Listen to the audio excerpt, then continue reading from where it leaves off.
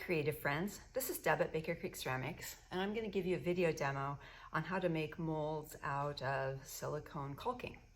I prefer the clear. It seems to be a little bit stronger than the white, but either one works. And these run about $3 a tube. So it's a fairly inexpensive way to play around with some mold making. And I'll talk about the pros and cons of the silicone versus plaster. You may have seen at the pottery supply store these texture mats, different textures here. And at the pottery supply store, these run you like $20 to $36. And for a $3 tube of caulking, you can make your own. And then nobody else has it. It'll be unique to you versus having something that everybody else has. A couple examples are, this is probably, gosh, 6 or 7 years old now. And this was the white caulking. And so it is starting to get a little frayed around the edges, but it's just some coffee beans. So I extruded the caulking and rolled it over coffee beans, let it set and picked all the coffee beans back out. Now I can roll this over clay and have coffee bean texture.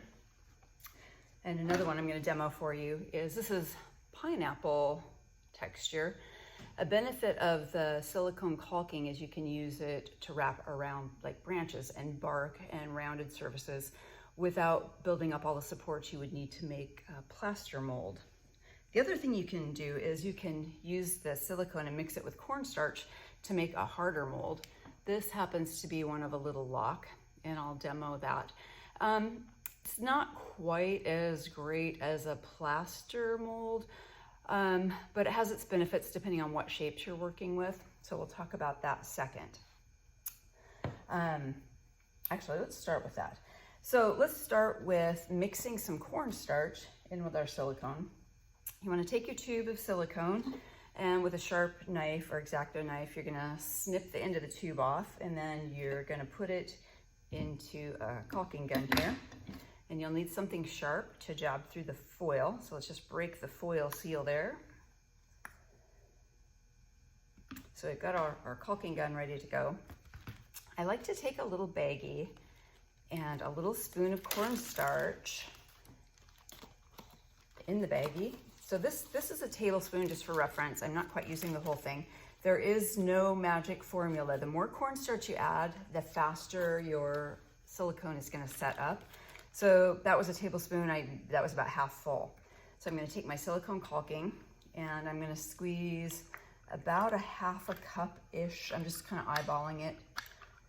So I'm going to squeeze about a half a cup in, and then I'm going to sprinkle a little more cornstarch on top. We're going to mix it all together. Let's see, for what I want to do, that should be plenty right there.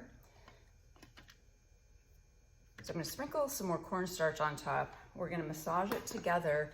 And as soon as I start massaging the cornstarch in, so again, just for reference, tablespoon and about half full. As soon as I start to massage it, it's going to start to set up. I'm going to seal this bag. I learned the hard way. If you don't want to get a face full of cornstarch, seal your little bag. So I'm just going to mix this together. And you will feel it start to set up fairly quick. So what this does, it accelerates the setting time, but it makes it easier for you to work. And then it also makes a harder mold. So this is not for the texture mold that you're going to roll into clay. This is used more like a substitute for a little plaster mold if you don't happen to have plaster available. All right, so we're going to do this, and then I cut the corner off of the baggie and just pipe it onto some cardboard. So I have some cardboard here that I'm working on, and I have put a layer of Vaseline on top of my cardboard. And also any objects that I'm going to make a mold of, I'll put a layer of Vaseline on top of. So you can just kind of pipe your silicone cornstarch mixture out of the bag and onto that cardboard. And then I'm going to work with this by dipping my hands in some soapy water. So what I have right here is a 2-gallon bucket, which we're going to use next for the next type of mold. And I have just a squirt of dish soap in that. So I'm going to dip my hands in this and get my hands covered in soapy water so that I can work this. With my hands covered, you can touch this, you can pick this up, you can shape this and model this. What I'm going to do is I want to show you how to make the little mold of this little lock. It's not going to pick up quite as much detail as a plaster mold does, but it's going to give you the shape and be a pretty darn close substitute. So if you don't have access or don't want to mess around with the mess of pouring plaster, it's not a bad alternative. They're really lightweight and rugged. They don't break if you drop them, they just bounce. And so there are some benefits to working with the silicone molds. So I've got my mold here. I'm just, it is coated in Vaseline. So I'm just gonna gently press this down. Now with plaster, I'd have to worry about exactly where the halfway point is. Because this is gonna be a flexible mold, if you happen to accidentally go more than halfway, it's not a big deal. So I'm just patting this up all around the edges. And then when I've added cornstarch like this, this will set up in like 3 to 4 hours. I usually let them set 24 hours just to be safe. So as long as my fingers are coated in that soapy water, I can fuss and get this just the way I want it without making a mess of my hands. All right, so I'm gonna call that one good enough. I do keep paper towels handy just in case. Keeping your hands soapy is a pretty good bet, but not 100% guaranteed. Every once in a while, it sticks to your fingers. So the next thing I want to show you, well, this is going to set up now. You can take this bucket of water. So this is a 2-gallon bucket. I have about 1.5 gallons of water in it. I just use warm, like room temperature, lukewarm water. I give it a good squirt of dish soap, and then I'm going to extrude some of my caulking straight into the bucket. And what this is going to do is allow me to reach in there once I extrude. I'm just going to extrude the rest of this tube. What it's going to do is allow me to gather all the little noodles up, work it into a ball, and I'm going to drape it over a pineapple to show you how I got that pineapple mold. And because I'm not adding cornstarch to this, this is going to be a more flexible mold. So this is the kind of mold you could roll into a clay slab later for texture. But it also sets up slower. So when I've added the cornstarch, give it 3 or 4 hours and it's going to be set fine. This is going to take at least 24 hours. So if I keep it about 1/8 of an inch thick when I'm wrapping it around the pineapple, 1/8 of an inch is going to set up in about 24 hours. If you want your mold a little bit thicker, you can make it thicker, just let it dry longer. So if you want to go like 1/2 an inch, you're going to let that set probably a couple days. And you'll know when it turns completely clear. It's going to go on kind of cloudy, well, basically like you're seeing now. And when it goes completely clear, you can kind of start to peel the edge up and make sure that it's dry all the way underneath. So this is a pineapple that is coated with Vaseline. And I just put a light coat on. If you go too crazy with the Vaseline, you're going to lose some of your texture, and you don't want to lose the texture.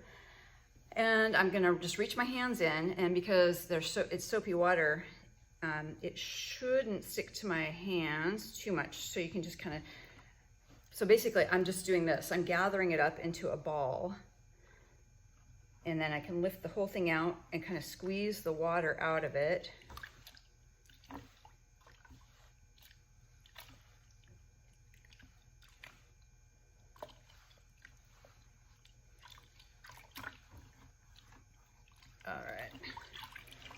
All right, so this is what it looks like. You're just getting a ball and you're gonna let the water come out of it. And it is starting to stick a little bit. So I'll wipe my hands off and get another coat of soap on there. So I'm gonna set the whole ball on top of the pineapple here. And I'm gonna get the silicone off my hands and get a fresh coat of soapy water on there. And then I can just pat that and wrap it all the way around the pineapple. And then when it's dry, in a day or two, I can peel it off and it'll be a long texture roller that I can roll into wet clay. And then you can make yourself a hand-built teacup with pineapple texture, or a bowl with pineapple texture, or whatever you can imagine. So you can see once, again, I just dip my hands in that soapy water again. And I start from the center and press out to, that's gonna work any air bubbles out. And you can get this thin enough. You can see it's fairly translucent, so you can see if you have air bubbles that you need to work out.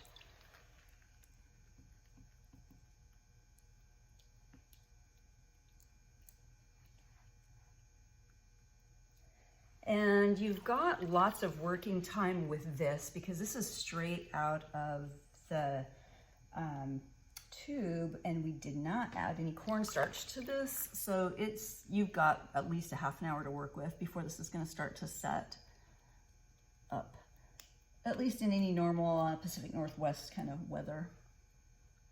So some people use these type of molds and wrap them completely all the way around like a toy soldier or something like that, and then use an X-Acto knife or any knife to slice it in half and make a little two-part mold. It's not going to be as detailed or work as well as a plaster mold, but it's quick and easy and cheap, and you don't have to set up molds, forms, or anything like that.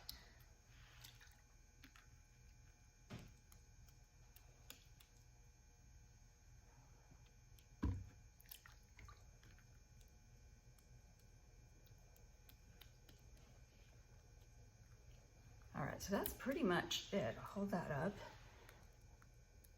So I'm just gonna let that dry as it is, and then when I peel that off of there, it's going to be a texture mold that I can use to roll into clay.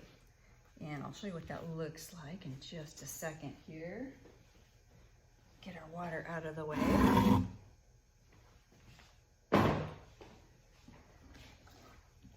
So here's a slab of clay, so I can show you a little bit of what some of these look like. Oops. Well, that's some unwanted texture. Oh well. You can, if your clay is sticky, if you're having issues with it sticking, some people like to sprinkle cornstarch and then use a big paintbrush just to brush it off. Coat the slab in cornstarch. If you let your slab sit out for half an hour or so, let it set up, that shouldn't be an issue. So I'm just pressing this down and gonna use my rolling pin.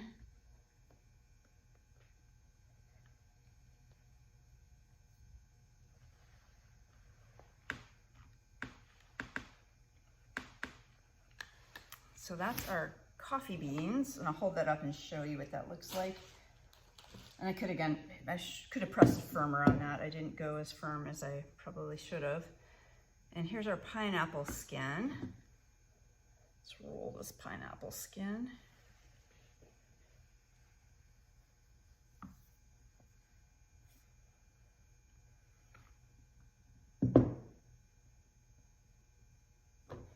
So just give you a basic idea. Then I could cut a strip out of this and turn it into a coffee cup with coffee beans on it or something like that. With the smaller molds, this is a lock. This is the mold of some teeth. If you have any dental work done, you can ask for the model of your teeth. And you use these similar to the way that you would use a sprig mold out of plaster. You just take a little piece of clay. So you're just gonna take a little piece of clay, soft clay, and you're gonna work it into the mold.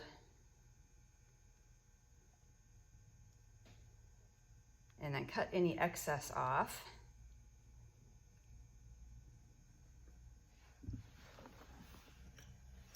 So I start from the center and press out to the sides to make sure that I've got texture all the way down. And then you can run a knife over it and get all the excess off there.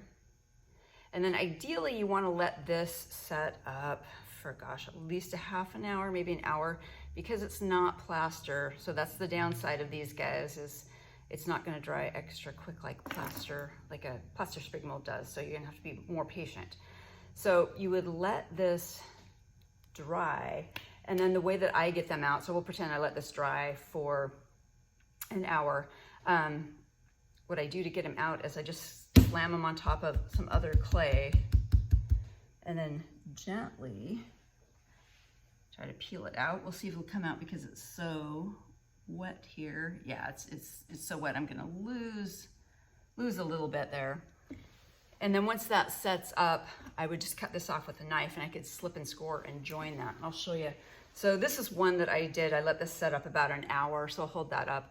So I let it set up about an hour, and I slammed it on some scraps and let it set. So I would now let it set up like another hour or so, half hour. And then when I'm ready to use it, I can just cut it off here and slip and score the back and attach that to something. Do be patient and let these dry all the way.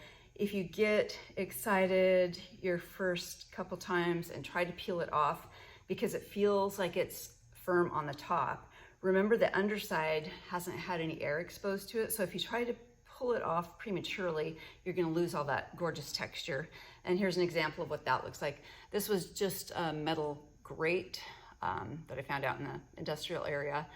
And so the top was dry, it looked like it was dry, but tried to pull it off too quickly, and you can see it just ruined all the texture in here. So it should have been like this around the edges where it's firm, but if it's not firm, you're just gonna get a mess like that. So be patient with the process. Again, pros and cons. It's quick, it's cheap, it's good for rolling textures, the best thing that I find that I use it for. It's light and easy to store versus plaster can sometimes be heavier to store and take up more space. So play with it, and if you do some cool things, send us pictures and we'll share them with everybody else in our clay community. So have fun and be creative with a new tool that you have.